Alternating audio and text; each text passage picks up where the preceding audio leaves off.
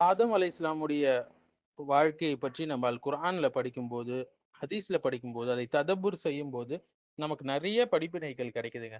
எந்த அளவுக்கு என்றால், நவீன காலத்துல நடந்திருக்கக்கூடிய பல பல குழப்பங்கள், பல பல போர்களின் காரணம், அதை நடத்தியவர்களுடைய தந்தை இப்லீஸாக இருக்கிறதுனால. பனியுடைய தந்தை, நல்ல அடியானுடைய தந்தையாக ஆதம் அலைஹிஸ்ஸலாம் இருக்கிறாங்க. மோசமான நபர்களுடைய தந்தையாக இப்லீஸ் இருக்கிறான். இப்லீஸ் என்ன சொன்னான்? நான் அவனை விட சிறந்தவன் என்று சொன்னான் இல்லைங்களா? இந்த ஒரு வாக்கியம் தாங்க ரொம்ப முக்கியமான வாக்கியம். மனித வரலாற்றில பெரும்பாலான அநியாயங்கள் நீங்க பார்க்கலாம். அதற்கான வேராக மாறிவிட்டது இந்த வார்த்தை தான். அதனுடைய வேரே இந்த வார்த்தை தான். நான் சிறந்தவன் என்ற இந்த விஷயம்.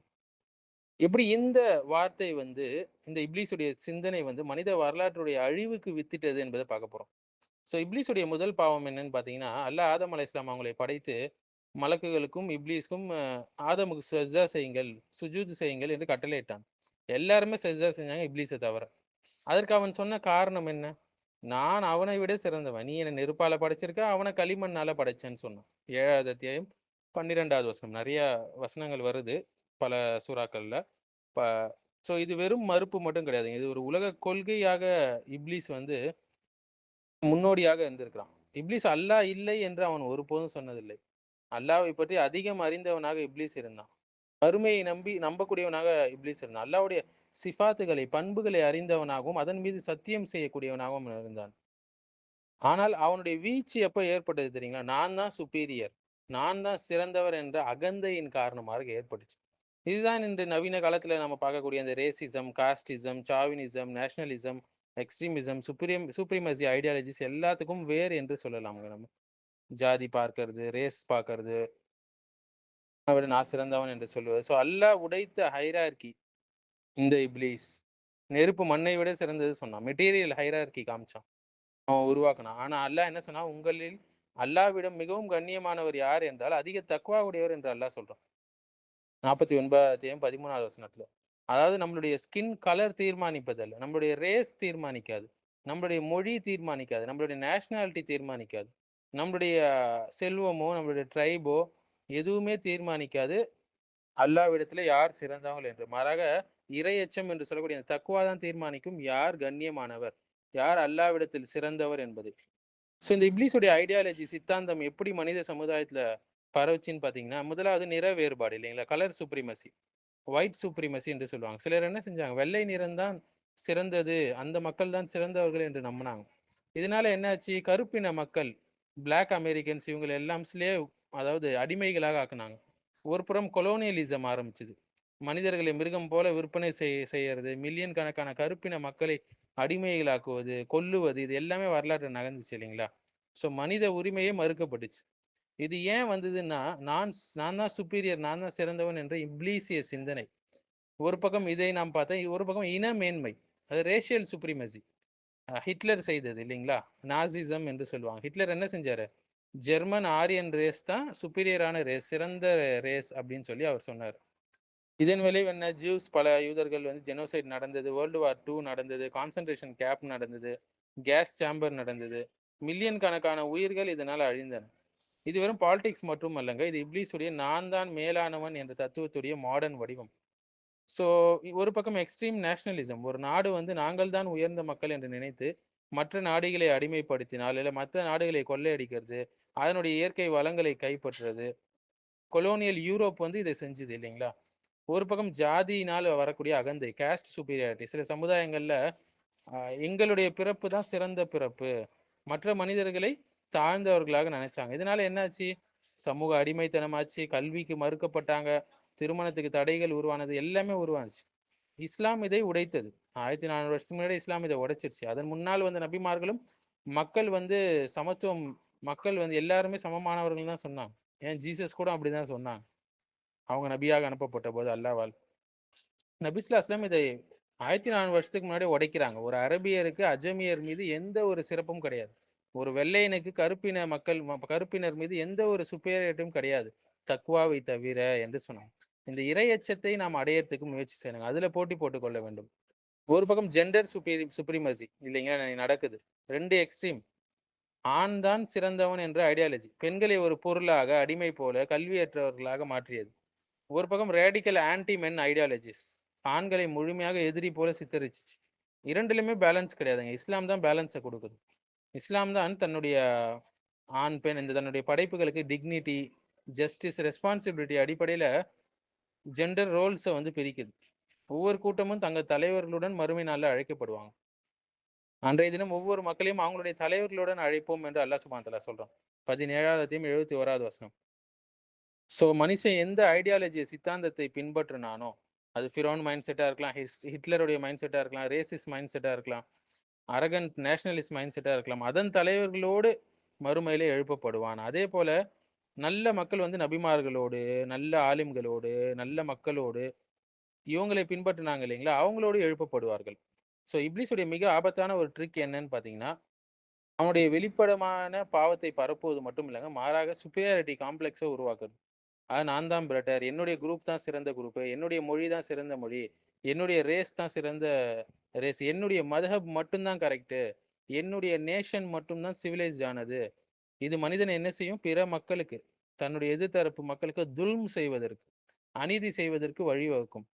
பிற மக்கள் மீது வெறுப்பை ஏற்படுத்தும். ஸோ இப்லீஸ் தாழ்ந்தது, சொர்க்கத்திலிருந்து வெளியேற்றப்பட்டது, அவனுடைய சாபம் அவன் மீது உண்டானது காரணம் நான் தான் சுப்பீரியர், நான் தான் சிறந்தவன் என்று அவனுடைய அந்த மைண்ட் செட். ஆதம் அலைஹிஸ்ஸலாம் வந்து விளங்குனது, அல்லாஹ்வுக்கு நெருக்கமான ஒரு நபியாக இருந்ததற்கு காரணம் ரப்பனா தொலம்னா அன்ஃபுசனா என்று சொன்னது. எங்கள் இறைவா, எங்களுக்கு நாங்களே, எங்கள் நப்சுக்கு நாங்களே தீங்கி இழைத்துக் கொண்டோம், அநியாயம் செய்து கொண்டோம், எங்களை மன்னிக்கலனா, நீங்கள் கருணை காட்டலனா நாங்கள் அழிந்து விடுவோம் என்று தங்களுடைய பணிவை வெளிப்படுத்தினாங்க அல்லாஹ் முன்னாடி. தங்களுடைய தவறை அவங்க உணர்ந்து கொண்டாங்க, நாங்க தான் அந்த தவறை செஞ்சோம்னு சொல்லி. ஸோ இப்லீஸ் வீழ்ந்தது அவனுடைய அரகன்ஸ் மூலியமா, ஆதம் அலைஹிஸ்ஸலாம் உயர்ந்தது அவங்களுடைய தௌபாவின் மூலியமாகவும் பணிவின் மூலியமாகவும். ஸோ நவீன காலத்தில் இந்த சிந்தனை எப்படி வருதுன்னா, ரேஸ் பாலிடிக்ஸ் மூலியமா, ஐடென்டிட்டி வார்ஸ் மூலியமா, டாக்ஸிக் நேஷனலிசம் மூலியமா, கேஸ்ட் அரகன்ஸ் மூலியமா, ஐடியாலஜிக்கல் சுப்ரீமசி மூலியமா, கிளாஸ் எலைட்டிசம் மூலியமா, இது மூலியமாலாம் வருது. நாங்கள் தான் சுப்பீரியர் என்ற அதே சாத்தானிய வேர் என்று சொல்லலாம். நாங்கள் உங்களை ஒரு ஆண் ஒரு பெண்லேருந்து படைத்தோம் என்று அல்லாஹ் சொல்றான். அதாவது மனுஷன் வந்து ஒரே குடும்பத்திலிருந்து வந்தவன். இப்லீஸுடைய முதல் சிந்தனை நான் அவனை விட சிறந்தவன் என்பது. இந்த ஒரு வாக்கியம் மனித வரலாற்றுல எவ்வளவு குழப்பங்களை ஏற்படுத்துச்சு நம்ம பார்க்கலாங்க. இப்போ மனிதனுடைய மதிப்பு தோல்ல கிடையாதுங்க, மாறாக தக்குவால இருக்கு. அவனுடைய பிறப்புல கிடையாது, மாறாக அல்லாஹ்வுக்கு எந்த அளவுக்கு அவன் கீழ்ப்படுகிறானோ அதுல இருக்கு. ஸோ வந்து உலக வரலாற்றில் நடந்த பல பெரிய பெரிய கொடூரங்கள், போர்களுடைய வேர் என்னன்னு பார்த்தீங்கன்னா, அதன் பின்னாடி இருந்த இந்த மறைமுகமான இந்த விஷயம் தாங்க. நான் உயர்ந்தவன் என்ற இந்த அகங்காரம், இந்த மைண்ட் செட் தான். இனத்தின் மூலியமாக, நிறத்தின் மூலியமாக மேன்மைவாதம் பேசிக்கொண்டு, அதனால என்ன செஞ்சான்? ஒரு மனிதன் இன்னொரு மனித கூட்டத்தை என்ன செஞ்சான்? ஒடுக்க முயன்றான். ஸோ உலக வரலாற்றை நம்ம பார்க்கும்போது, ஆப்பிரிக்கா மக்கள் பட்ட துயரங்களை பாருங்க. அவங்களெல்லாம் அடிமையாக்குனாங்க. பல நூற்றாண்டுகளாக ஐரோப்பிய நாடுகள் வந்து இந்த பிளாக் பீப்புளை வந்து, கருப்பின மக்களை பிடிச்சு கப்பல்களில் கட்டி போட்டு அடிமைகளாக வித்தாங்க. அவங்களை மனிதர்களாக அல்ல, மிருகங்கள் போல பார்த்தாங்க. எங்களை விட தாழ்ந்தவர்கள் என்று பார்த்தாங்க. தென்னாப்பிரிக்கால நிற வேறுபாடு ஆட்சி நடந்தது. வெள்ளை நிறத்தவங்களுக்கு தனி பள்ளி இருக்கும், தனி மருத்துவமனை இருக்கும், தனி பேருந்து இருக்கும். கருப்பின மக்களுக்கு கீழ்த்தரமான ஒரு வாழ்க்கை கொடுக்கப்பட்டுச்சு. அமெரிக்கால கருப்பின ஒடுக்குமுறை நடந்தது. கருப்பின மக்களுக்கு வாக்களிப்பதற்கு அனுமதி கிடையாது. வெள்ளையர்களுடைய ஸ்கூல்ஸ்ல அவங்க படிக்க முடியாது. பல உரிமைகள் மறுக்கப்பட்டுச்சு. இது வந்து இப்லீஸுடைய இந்த நெருப்பை மண்ணை விட உயர்ந்தது என்ற இந்த தவறான சித்தாந்தம் தாங்க. எங்கள் நிறம் தான் மற்ற நிறத்தை விட உயர்ந்தது என்று அவங்க சொன்னாங்க. இதுதான் அகந்தை, இதுதான் சைத்தானுடைய சிந்தனை. மேலும் ஜாதியின் மூலியமாக உயர்ந்தவன் தாழ்ந்தவன் என்று பிற மக்களை தாழ்த்துவது. ஸோ யாரெல்லாம் கீழ் ஜாதின்னு இவங்க நினைச்சாங்களோ அவங்களுக்கு கல்வி மறுக்கப்பட்டுச்சு, தண்ணீர் மறுக்கப்பட்டுச்சு, கோவில்ல நுழையிறதுக்கு மறுக்கப்பட்டுச்சு, மனித மரியாதை மறுக்கப்பட்டது. ஒரு கருப்பின ஒரு மக்களா ஒரு நபராக இருந்தாலும் அவரை காபாவின் மீது ஏறி அதான் சொல்ல வச்சாங்க நபிகளார் அவர்கள். எவ்வளவு பெரிய புரட்சி பாருங்க. இது வந்து பிறப்பின் அகந்தையை உடைத்தது இஸ்லாம். ஒரு பக்கம் நாசிசம் பாருங்க, நாசி இனவாதம் நம்ம பார்க்கலாம். ஒரு இனத்தை உலகிலேயே உயர்ந்த இனமாக கருதி மற்ற இனங்களை அழிக்க முயன்ற கொள்கை இது. உலக வரலாற்றுல மிகப்பெரிய கொடூரம் இல்லைங்களா? யூத மக்கள் பல லட்சக்கணக்கானோர் கொல்லப்பட்டாங்க. விஷ வாயு அறைகள்ல அடைக்கப்பட்டாங்க, முகாம்கள்ல சித்திரவதை செய்யப்பட்டாங்க.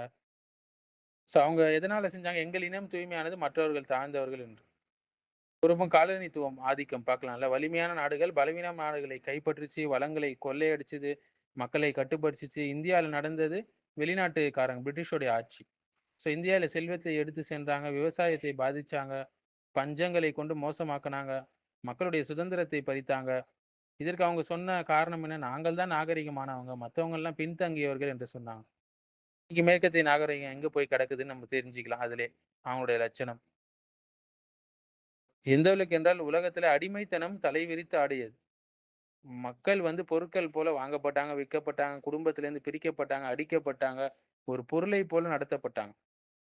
ஆனால் இஸ்லாம் என்ன செஞ்சுச்சு? அடிமைகளை விடுதலை செய்ய சொன்ன மார்க்கம் இஸ்லாம். அதற்கு ஊக்கம் அளிச்சது மக்களுக்கு. அவர்களை சகோதரர்கள் என்று அழைச்சது. மரியாதை கொடுத்தது, கண்ணியம் கொடுத்தது. உங்கள் அடிமைகள் உங்கள் சகோதரர்கள் என்று நபிகளார் சொன்னாங்க. எந்த ஒரு மக்கள், ஒரு கூட்டம் வந்து என்னுடைய மக்கள், என்னுடைய நாடு, என்னுடைய பாலினம், என்னுடைய குழு மட்டும் உயர்ந்தது என்று சொல்றானோ, அவனுக்கு தந்தை இப்லீஸ் தான். இப்லீஸுடைய வழி முடிவு தான் அவனுடைய முடிவும். எந்த அளவுக்கு இன்னைக்கு தீவிர இந்த தேசிய வெறி வந்து பிறரை வெறுக்கக்கூடிய அரசியல் குழுக்கள்ல நம்ம பார்க்கலாம். ஸோ 2 உலகப் போர்களுடைய உண்மையான வேர் என்னன்னு சொல்லி நீங்க ரிசர்ச் பண்ணி பார்த்தீங்கன்னா, முதல் உலகப் போரும் சரி, 2வது உலகப் போரும் சரி, வெறும் அரசியல் காரணங்களால் மட்டும் ஏற்படலங்க. அவற்றின் பின்னால் இருந்தது நாங்கள் தான் மேலானவர்கள் என்று இந்த ஒரு கூட்ட அகந்தை மனப்பான்மை என்று சொல்லலாம். இதனால கோடிக்கணக்கான உயிர்கள் அழிஞ்சுச்சு, நகரங்கள் சிதறுச்சு, மனிதகுலம் ரத்தத்தில் மூழ்கியது. ஸோ இப்லீஸுடைய பிரச்சனை இறைவனை மறுத்தது கிடையாதுங்க. மறுமையை மறுத்தது மட்டும் கிடையாது. அவன் வீழ்ந்ததுக்கு காரணமே அவனுடைய அகந்தையான அடையாள சிந்தனை தான். உலகம் முழுவதும் இன அரசியல், அடையாள அரசியல், ஜாதி மோதல்கள், தேசிய அகந்தை, குழு மேன்மை இவற்றால் நிரம்பி இருக்கு. அனைத்துக்கும் அடிப்படை இந்த நான் உயர்ந்தவன் என்ற இந்த மைண்ட் செட் தான். ஸோ நமக்கு அல்லாஹ் என்ன சொல்றான்? நீங்கள் எல்லாமே மண்ணிலிருந்து படைக்கப்பட்டவர்கள். அகந்தையால் உயர்ந்தவர்கள் கிடையாது. தக்வா மூலியமாக தான் உங்களுக்கு உயர்வு இருக்குன்னு சொல்லி சொல்லுது.